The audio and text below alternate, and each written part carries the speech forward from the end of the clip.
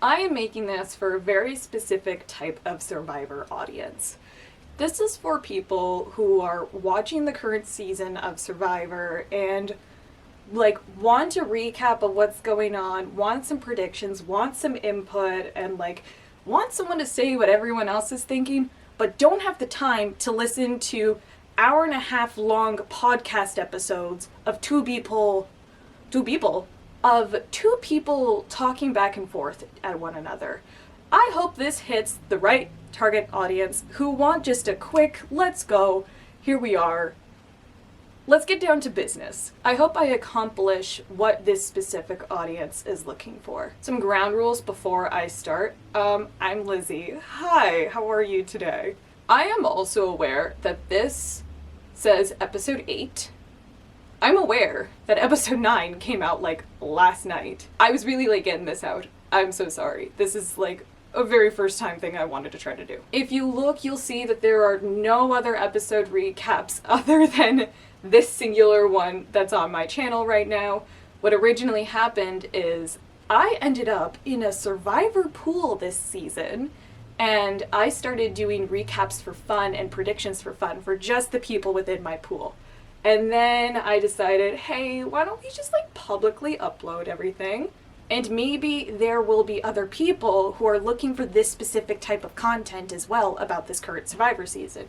Who knows? Yeah, I started spontaneously doing these little recap videos for my friends and sending it directly to them, but then the video files got way too big and I had to upload them to YouTube, but I also name dropped some of the people in my pool and I didn't feel comfortable putting it out there publicly. It is a privated video. Maybe I can have a conversation with them about it and upload the other ones, but for the time being, this is the only one that's going to be public on my channel.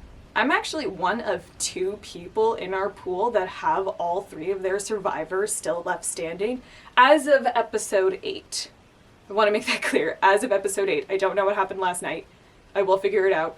But as of right now, I am one of 2 people that have all 3 of their survivors in there. So if at all I show any biases towards certain players, I'm very sorry. I will try not to do that as best to my ability. I will try to talk about everyone as if I'm rooting for everyone. I will not pick on anyone. I will not praise anyone for nothing.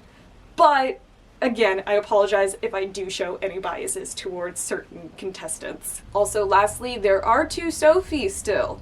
In the merge episode, Jeff asked them how we are going to differentiate them. And they talked about, oh, blue Sophie, yellow Sophie. And then the other Sophie was like, I'll be Sophie, she can be Soph.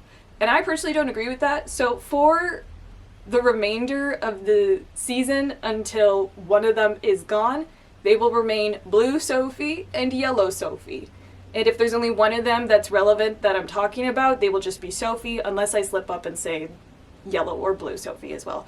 But it's not going to be that big of a deal. Anyway, let's get into it. Again, just a quick reminder of where everyone is standing in terms of last night's blindside vote against Nate. Again, I'm saying last night, this is a week late. I'm sorry. Again, I'll try to be on time next week for this episode. Everyone's color-coded to match their original tribe, again. And everyone is devout to their own original tribe, except for a few of them. Where's my pointer? Gotta stay consistent. I've been using a Wii remote as a pointer. Let's go. We have Blue Sophie, who has aligned herself with Savannah and Rizzo of the OG Uli tribe.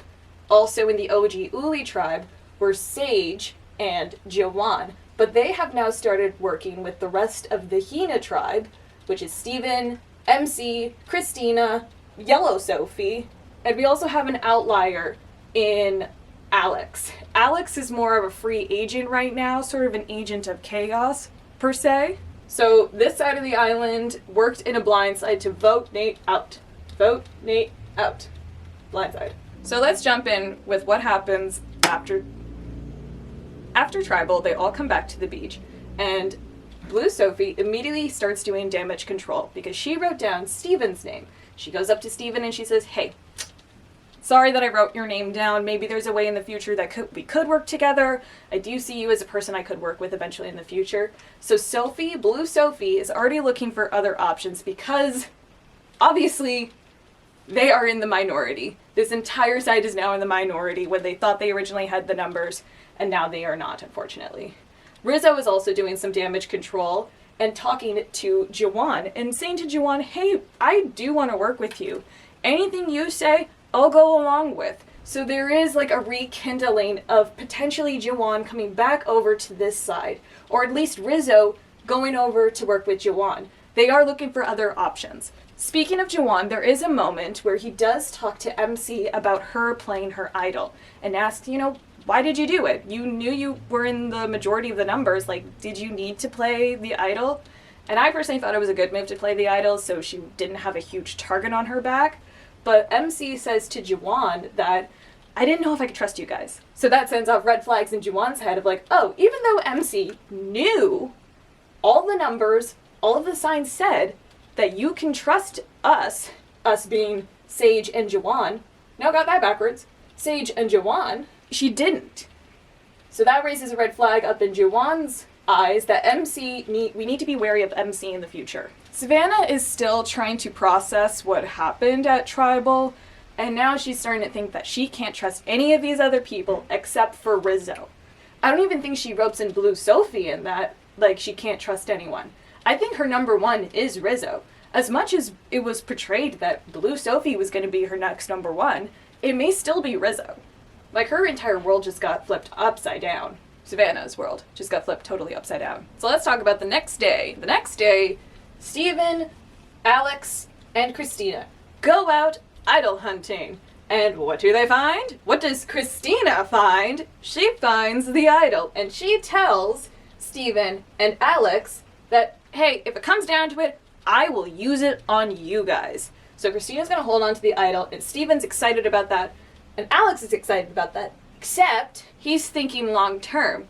If he is in a position where he is up on the chopping block, and he has the knowledge of Christina's idol, he is willing to throw out Christina's idol in hopes to save himself. So we're gonna put that idea in our pockets when I do some next week predictions.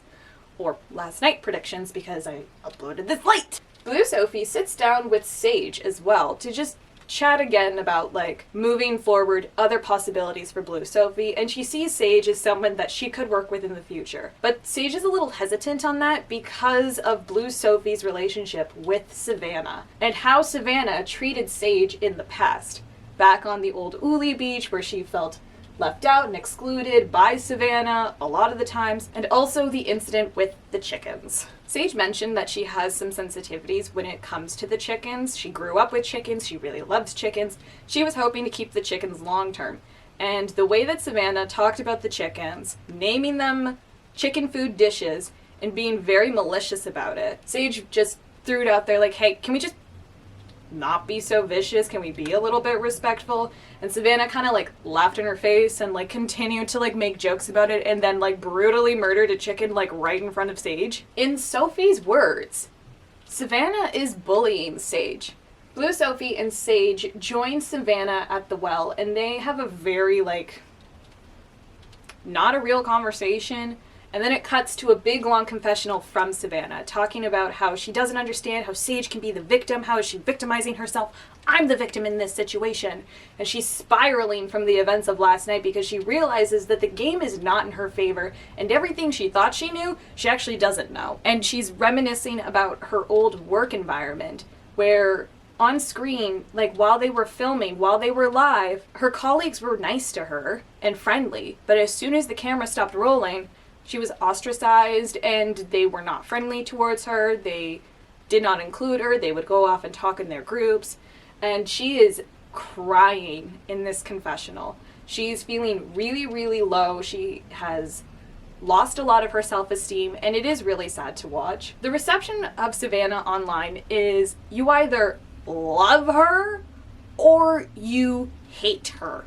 There is no in between. I am unfortunately like on the side, try not to let my biases show, but I particularly do not like Savannah, and I don't really agree with a lot of the way that she's playing. But at the end of the day, she is a complex human being, and in this moment of vulnerability from her, like, I do feel some sympathy for her. And she talks to Steven about her story, and when Steven asks, like, well, why did this happen? Why do you think that this happened? She believes that her colleagues believed that Savannah took someone else's job that was more deserving of it. At least that's the way that she framed it. We only know one side of the story, but it very much likely could be that side of the story. That could be what's going on. The reasoning why they might be showing this is one of two things. One is Savannah's strategy has just been blown out of the water. She doesn't really know who to trust. And now, confiding in Steven, she may be looking for like a sympathy vote. Or I guess she doesn't want to vote. She's looking for sympathy. And the other reason is that Savannah comes across as like someone with a very hard exterior, but maybe inside she's extremely sensitive. So if you take a look at her, she's just a really complex human being. In fact, everyone is a very complex human being. These are real people with real feelings, with real emotions, with real ideas. These are not just like characters you see on a TV show. These are real complex human beings. Like I said earlier, I've seen a lot of reception online about Savannah, and there were a couple like comments that I have seen that are quite vulgar and use some really nasty words, and that is something I do not like. I do not like that more than I do not like Savannah. She's a person at the end of the day, and you don't know her. I don't know her. And I'm making an assumption based on what the producers and the editors are showing us. But to call her very nasty names, it's just not something I want to promote or want to like subscribe to the idea of. You're allowed to not like someone, but as soon as you start saying very cruel things about them, I think there's a line in the sand that needs to be drawn. Of course, that rule has exceptions, but like, come on, this is Survivor, people. What nasty are they doing to you? Sorry about that tangent. Let's get on to the immunity challenge. The survivors are broken up into teams of 2. What they have to do is be wedged in between a wall. I think it's a repeat challenge that they've had in the past where they're standing between a wall and there's like little platforms that are like barely big enough to hold your feet. And then lower and lower, like the platforms get smaller and they have to move down to those smaller platforms like as time goes by. It's very straightforward. These like endurance individual immunity challenges are really straightforward and not hard to follow. The team with the last person standing will get a food reward, as well as the very last person standing will get an advantage moving forward. So it's like a big sort of challenge right now. The teams are Savannah, Blue Sophie, Steven, Christina, and Alex on one side, and Rizzo, Sage, MC, Jawan, and Yellow Sophie on the other side. Everyone makes it through the first leg of the endurance, but then the next one, people start to fall. Christina falls, followed by Alex. It's funny, I gotta look down at my list to get the right order of people. Rizzo, MC, is that Steven? Steven, Jawan, Blue Sophie, and Sage drop. And we are in a showdown, people, between our previous individual immunity winner and Savannah, who is looking for a big redemption arc right now, who kind of like needs this to boost her self-esteem back up again. And wouldn't you know it, from being in the bottom last week to now winning individual immunity, Savannah has her self-esteem restored.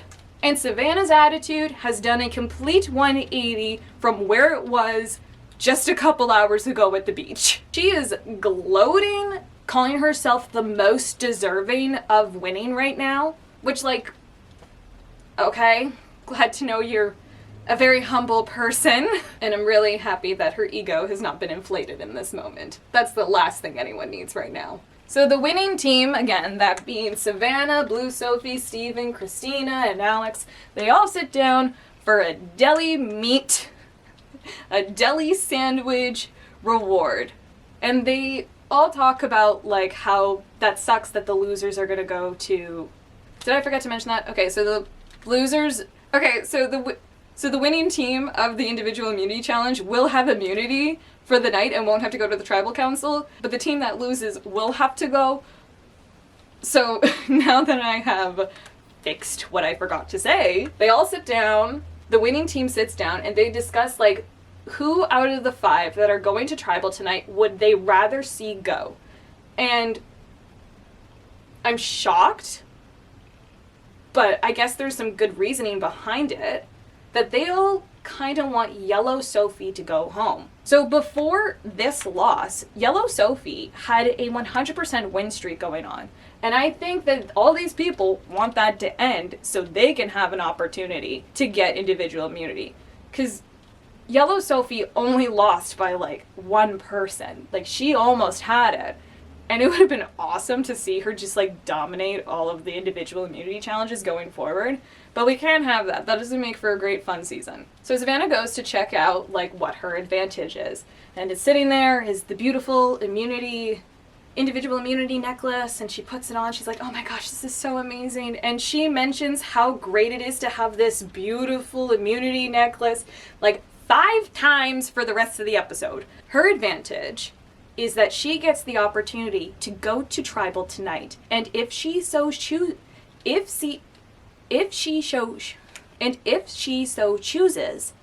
she can use a vote tonight or save it for a later tribal. Incredible power that she holds now. And she's feeling herself. She's really excited for this opportunity. So she jumps on a boat and she goes to the old Uli beach where the 5 people going to tribal tonight are sitting. And this is where it gets incredibly messy. Poor Rizzo is outnumbered 4-1 right now. So he's like kind of panicking, but he is relying on the trust that he has established in Jawan. But of course, what he doesn't realize is that they're all plotting to get rid of him tonight. The plan is for Rizzo to vote for Yellow Sophie. And because he's built a little bit of a repairing relationship with Jawan, Jawan tells him, like, hey, the vote's going to be for Yellow Sophie. A lot of us are kind of ready for her to go so we can start winning, so it's going to be Yellow Sophie. So that would hopefully align the trust within the two of them that he doesn't play his idol tonight, because that's what they need to do. They cannot let Rizzo play his idol tonight.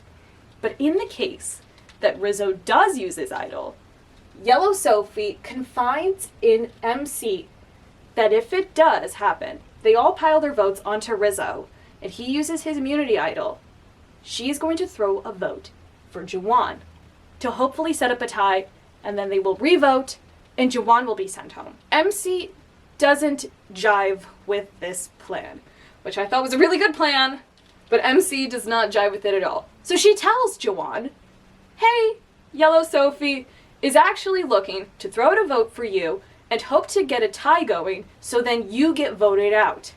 And he's like, oh, well, that's messed up. So Jawan relays all this information to Sage, who then tells Yellow Sophie, hey, MC kind of blew up your plan right now. And then there's some damage control between Sophie and Jawan, and they seem to be like, okay. He's like, I understand why you're like throwing out this plan. I get it. Like, it's a good plan. But again, we're hoping that Rizzo doesn't play his idol, right? Yeah, of course, right. It's a prime opportunity to get Rizzo out. What everyone has been wanting to do, which is take out the rest of the OG Uli team. So Yellow Sophie sits down with MC, and they have such a cagey, passive-aggressive conversation, where it now has suddenly turned into, instead of voting for Rizzo, MC is thinking about voting for Yellow Sophie. And Yellow Sophie is thinking about voting for MC. What happened? And in the midst of all this chaos, Savannah shows up to the beach. Her arriving has shaken things so much that it has actually changed my camera angle a little slightly. So naturally everyone's like, Savannah, what are you doing here? Like, why are you here? And she says that, like, oh, like when I went to go collect my reward and advantage, I saw this very beautiful individual immunity necklace. Take a shot every time she talks about this necklace. And in my advantage, it said that I get to vote tonight with you guys. So everyone's not excited to see Savannah, because that really does change up the way that tonight's gonna play out. But Rizzo's really excited to see her, and they talk to each other, and Savannah reveals that actually there's an extra step to my advantage. I don't have to vote tonight. I could save it and use it at a later date. Also, I talked to a lot of people over at Reward, and they are looking at Yellow Sophie to go home tonight. And the wheels start turning in Rizzo's head. Yellow Sophie? Everyone wants Yellow Sophie to go home, the person I'm supposed to vote for tonight that Jawan told me to vote for? What if I didn't. I forgot my pointer. So Rizzo goes over to Yellow Sophie and says, "Hey, I heard there's a lot of people that want you out right now. Looks like you don't have many options moving forward in terms of an ally. Want to work together in the future?" And Sophie, realizing that she doesn't have options, is like, that could potentially work out. So Rizzo decides to throw out MC's name. Rizzo looks at the lineup and thinks that out of all the people that he may have a harder time working with and who he would rather see go, might be MC. And Sophie, after her little conversation with MC, is on board for this idea. For some reason, I don't know why, they voted against them in the last tribal, but in his eyes, there is a repairing relationship to be had with Jawan and Sage. So, who knows? Maybe they'll end up working together in the future. It might look that way because now Rizzo is not an option to vote out for some reason. You can tell this decision has really affected me for some reason. Even though he was like the first person I chose to be in my pool, I kind of want him gone. And to make matters even worse for this, Sage and Jawan are like, you know what? Yellow Sophie does have a big win streak right now. Maybe it's a good idea to get her out. Or, because of Jawan and MC's conversation from the other day about how she doesn't really trust them, but now she feels like she can, that still didn't sit well with him, so now they're thinking, well, maybe MC is the one to go. It's a huge mess right now. Going into Tribal, Jeff Probst starts by, like, just, you know, the general asking the questions of, like, hey, Savannah, you were seemingly on the bottom last week, but now you've risen to the top. Like, how does it feel? And she says that, like, you know, when I wear this very beautiful necklace, I just feel so on top of the world. And I think this is why I don't like Savannah that much, is because there is this, like, air of arrogance and this, like, showboat and, like, the lack of being humble. I think there's, like, I think that's why I don't like her. If she was like, yeah, it kind of feels great. It's a real switch from where I was last week, and it does feel really good. If she just left it like that, I think I would like her a little bit more, but the fact that she's, like, going around and, like, 180ing her feelings and emotions, it's... I don't know, guys. Just not for me. Not my cup of tea. And Jeff flips the question onto Yellow Sophie and says, well, you were at the top last week, now you're at the bottom. How does it feel? And she's got just an honest response in that. She says that it's not great, but she continues to be honest in saying that the vote is either going to be her or MC tonight. Everyone is shaken up by this, like, revelation of, like, what? Like, no way, you really think that? But this is a prime opportunity for Yellow Sophie to start campaigning for why they should keep her over MC. Again, I am bewildered that they're having this conversation. Did they get scared when Savannah entered the beach and they're like, oh, we're not gonna vote to get Rizzo out anymore? I'm losing a reason to support you guys if you're just gonna keep fumbling. Sophie's campaign is about her being the challenge beast and how it is actually an asset to have someone who is dominating in challenges to work with you. And Rizzo's figured that one out. Is anyone else going to figure that out? We'll see. Right before they go to vote, MC pulls Jawan aside, and they start whispering. What are they whispering about? I don't know. MC is asking to cash in a favor, or she's asking him, like, do something for her. Hey, can you do this one last thing for me? Whisper, whisper, whisper, whisper, whisper. And when they're done whispering, MC goes over to Rizzo and starts whispering in his ear. And Jawan leans over to Sage and Savannah and starts whispering in their ear. And that's left poor Sophie sitting there on the outside for Jeff Probst to talk to her and say, how does this feel?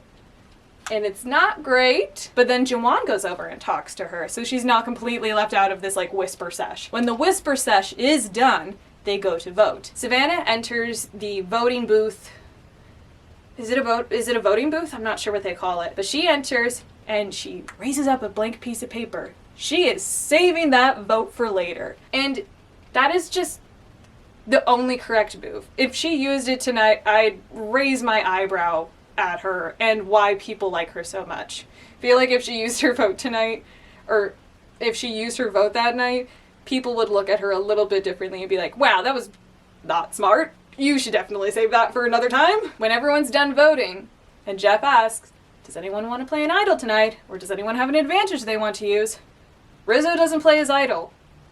That's 2 times he doesn't play his idol. And I wonder if third time is going to be the charm that he uses it, or if third time's going to be the charm that he doesn't use it and he goes home. He's talked so much about not wanting to go home with an idol in his pocket, but at this rate, him being so risky with it, it either blows up in his face and he does go home with the idol in his pocket, or he pulls it out at like the best moment to use it. But we can't be sure until we see either one of those things happen. The votes are read, with 1 vote for Yellow Sophie and 4 votes for MC. So long, MC. Now my question is Yellow Sophie, Sage, and Jawan going to catch on to the fact that there were only 4 votes for MC tonight, and Jeff Probst didn't say there was any more? Are they going to catch on to the fact that Savannah didn't use her supposed vote tonight? Are they going to catch on that Savannah probably still has her vote and she will be using it in the future? We'll have to find out next week on Survivor. That was really lame. So in next week's preview, which is actually last night's preview, because I'm filming this the Thursday after episode 9 comes out, I just fumbled the bag so hard. Who's gonna watch this now? We get a lot of Rizzo. Rizzo talks to Blue, Sophie, and Savannah and calls them the most powerful trio on the island. We also get a preview of who could potentially be Rizzo's next target. Juwan talks to Alex and says, he wants you gone, man. And Rizzo is seen talking to Yellow Sophie how he wants him gone. So there can only be one person that he wants gone, and it's Alex. But this is where my predictions come in. I predict that when Rizzo and Savannah get back from Tribal, they talk to Blue Sophie, and they tell her that Rizzo still has his idol, number 1, and number 2, that Savannah now has an extra vote because she won that advantage. And this is where Blue Sophie, who's been hiding this knowledge is power secret for so long, finally reveals that she has an advantage. And that's creating the moment where Rizzo calls them the most powerful trio. And he's not wrong. In terms of if Alex is really up on the chopping block to go home next, I think back to the moment that Christina found the idol. And Alex was like, I'm going to hold on to this information for when it benefits me most. And now that he might be the target, he has one of 2 options. He could either tell Christina that, hey, they're going to put some votes on me tonight, we're going to need to use the idol. Or he sells out Christina's idol to Blue Sophie to rekindle old Kella, and that makes him switch sides over to get the 4. The 3 become 4, and then with the possibility of Yellow Sophie now working with them, the 4, the potential 4, become a potential 5, and then they outnumber the other side. I am absolutely, utterly confused by the way that Sage and Juwan are playing the game right now. It seems that Juwan just kind of goes with whatever Sage wants to do, but then also he doesn't do what Sage wants to do, because Sage has been pining after Savannah and Rizzo more than she was pining after Nate. She just went along with the Nate vote because that's where the numbers were lying. Sage has her own agenda, but she's not campaigning for her agenda. She's just like, I got Shannon out, and that's good enough for me. And I'm a little disappointed in her gameplay right now. And my biases are showing, just talking about her. But also, who else is there to talk about? The way that this season is edited is in favor of the 2 players that are going to be on Survivor 50. And a lot of people online are like, well, the season is very predictable now because of the way that these 2 people are edited. But I do have a counter theory to that. Because Survivor 50 has been hyped up so much, and they have a plethora of returning players, they need to showcase as much as they can of these 2 returning people from 49 as much as possible. And that's why they're so heavily edited, so you can see how their gameplay works, so you can root for them when Survivor 50 comes out. That may be why. I can't be on board fully for one of them winning at all, because there is the possibility that it could just be the editors showcasing them more. And I think that's a fair theory, if you ask me. If it does come down to it that those 2 are the final 2, then it is really lame for them to do it that way. However, I also have a theory when it comes to jury votes. if they do, perchance, do it as a final two, then, and the last two people are those two people that are going on 50, then it's like, well, like, I don't care what happens. But if there's a possibility that one of those players from Survivor 50 is in the final two, and it's another one of the other survivors, I look back at who those people were aligned with on the jury, and the person that, or the persons, whichever one makes it to a final two, and another person, it's getting confusing now, isn't it? If one of those two people that are going on Survivor 50 are in the final two with another player who has strongly aligned themselves with the majority of the jury, that person that's going on Survivor 50 may not get the votes that they need to win Survivor. Also, I believe that the roster on Survivor 50, like, there's only, like, 2 or 3 actual winners from their seasons, which is not a big demographic in terms of who's not a winner on Survivor 50, so we absolutely cannot rule out the fact that one of the two people that are going on Survivor 50 are winning this season 49. I don't want to subscribe to that idea. But you know what you can do if you're feeling like you want to hear more from me and you like this format, if this format is what appealed to you, you could subscribe to the idea of me. That was really lame. That was really lame. I will think of a better outro for the next episode that I do, which is last night's episode, which I'm going to watch tonight. I hope I get this next episode out and I don't look like a fool again on the internet. Thank you so much for watching. I really actually hope that this is what you are looking for. I hope you don't have to watch an hour-long podcast again. Thank you.